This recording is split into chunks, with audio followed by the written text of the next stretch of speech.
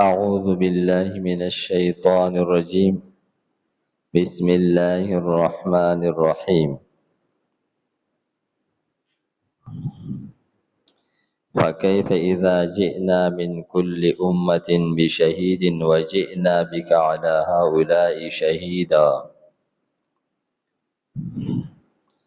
مخکی آیت مبارکه کی فرمائے چې په آخرت کې با کچا د ذره برابر نیکی کړي نو داغي بدله باغه ته ضرور میلاویږي، بلکې هغه با الله تعالی دوچن کوي، مضاعف کوي وي. او دغه شانتي کچره د چانا ګناه شوی د نو داغي بدله به هم میلاویږي، البته ګناه با دوچن کیږي نه، هغه چې څومره ده هغه امر سزا به میلاویږي. او بیا د الله کرم دا دی چې د نیکی محض په نیت سره په ارادې سره هم ثواب میلاویږي، او که یو کس د ګناه اراده او قصد وکړي لیکن دغه ګناه ونه کړي عملی طور باندې، نو د هغې ګناه نه لیکلی کېږي. نو فرمایي چې د آخرت دغه خبره مخکې آیت کې ذکر شوه، نو اوس د آخرت یو بل منظر هغه ذکر کوي چې کله آخرت کې د هر چا نیکی او بدی دا هغوی ته وښودلی شي، نو ابتداءً به خلک د هغې نه انکار وکړي او دوی به دا خیال وکړي چې یاره بس دلته کې اوس دغه یو ذریعه ده چې موږ انکار وکړو د شرک نه او د ګناهونو نه، او شاید په دې باندې موږ خلاص شو. دوی به وایي چې یاره موږ ته خو چا د توحید او د نیکۍ دعوت نه دی راکړی، موږ خو د څه نه خبر نه وو، چې موږ ته چا ویلی موږ به ولې نه کولی. نو بیا به دوی ته عملنامې وښودلی شي او دوی به بیا هم انکار کوي. نو بیا به د هر امت پیغمبر ابه راوغوښتلی شي چې تا خپل دې امت ته دعوت ورکړو، او وایي چې او دغه امت به بیا هم انکار کوي چې نه موږ ته خو دې پیغمبر څه دعوت نه دی راکړی. نو بیا به الله تعالی دغه پیغمبرانو ته ووایي چې ستاسو سره څوک ګواه شته دی؟ دغه پیغمبران به ووایي چې اخرنی امت چې دی دا زموږ ګواه دی. نو د دې امت نه به تپوس وکړلی شي، نو دوی وایي چې او دې پیغمبرانو خو خپل امت ته دعوت رسولی دی، بلکې د دعوت حق یې ادا کړی دی. نو هغوی به ووایي چې تاسو خو زموږ په وخت کې نه وئ، تاسو څنګه ګواهي کوئ، تاسو خو لا پیدا شوي نه وئ. نو دوی به ووایي چې موږ ته زموږ پیغمبر ویلي دي، او زموږ پیغمبر ته الله تعالی په قرآن پاک کې ویلي دي.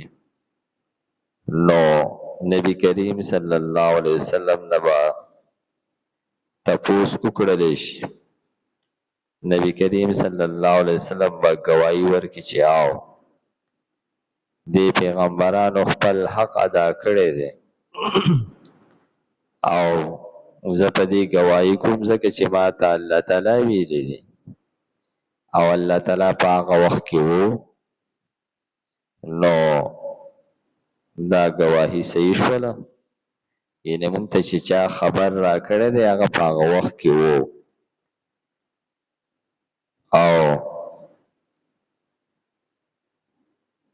د دې نه بعضې خلک غلط استدلال کوي د پیغمبرانو د حاضر ناظر کېدلو، نو دا درست نه ده.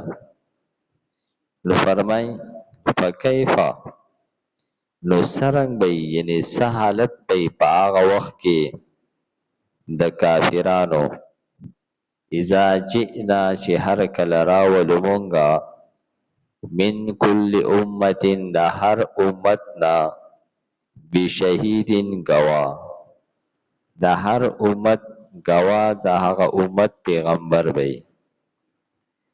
وجئنا بک او راولو مونږه تا، نبی کریم صلی الله علیه وسلم ته خطاب دی چې د هر امت پیغمبر به پاو گواهی وکي او بیا به مونږه تا گواه راولو علی هؤلاء په دغه ټولو خلکو باندې شهیدن گواه.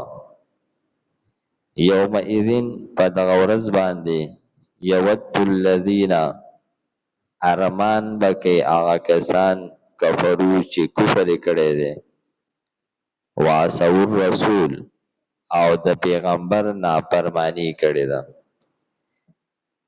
نو دغه خلک به ارمان کوي لو تسوا بهم الارض، کاش چې اواره شوې په دوی باندې ځمکه. دوی به دا ارمان د دې وجې نه کوي چې دوی به خپل هغه خراب انجام به دوی ته ښکاري چې دا جهنم چې کوم موږ ته مخامخ ښکاري دا زموږ منزل دی. نو دوی به وایي چې کاش په موږ باندې ځمکه هواره شوې، یعنې یا دا مراد دی چې مونږه خاورې شوې او د خاورو سره میلاو شوې. او دا تمنا به دوی په هغه وخت کې ځکه وکړي چې د قیامت ورځ د انصاف ورځ ده، د خلکو سره چې حساب کتاب بالکل برابر وکړلی شي. نو بیا به الله تعالی ځناور پیدا کړي، نو چې کوم ښکرو والا څاروي بې ښکرو څاروی وهلی دی او په هغې ظلم کړی دی، نو دغه بې ښکرو څاروي ته به ښکرې ورکړلی شي، دی به د هغه ښکرو والا څاروي نه خپل بدل والي. نو بیا به دغه څاروي ځناور دوباره خاورې شي.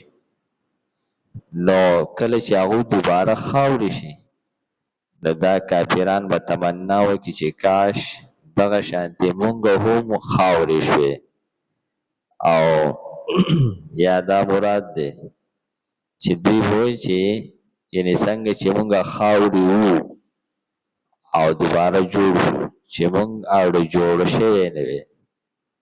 یا به دا مراد الي چې د دې حشر دا ټول خلک په مونږ باندې وګرځېدلی او مونږ یې د دې خاورو سره خاورې کړې. نو دوی به دا ارمان کوي.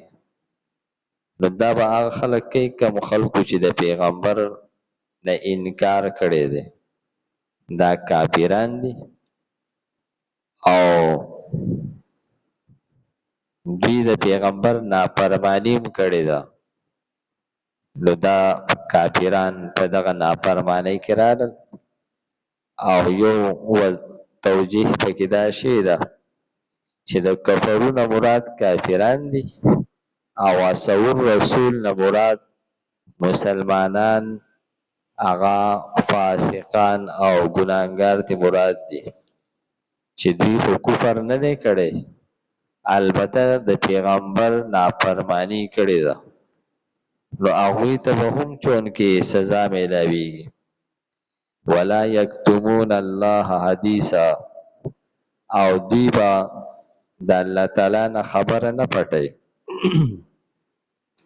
لاول خو به دوی د پټولو کوشش کوي، بیا چې کله په دوی باندې پیغمبران ګواهی ورکړي او فیصله د دوی خلاف ثابت شي، نو د هغې نه پس به بیا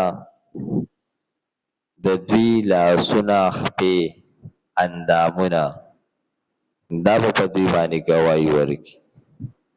نو بیا به دوی پوه شي چېرې دلته کې اوس یو خبره پټول دا بې فایدې دي، څه فایده یې نشته دی.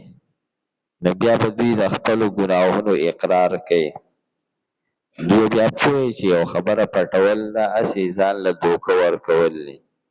نو بیا به هیڅ خبره نه پټوي او هره خبره به هغه د هغې اقرار به کوي.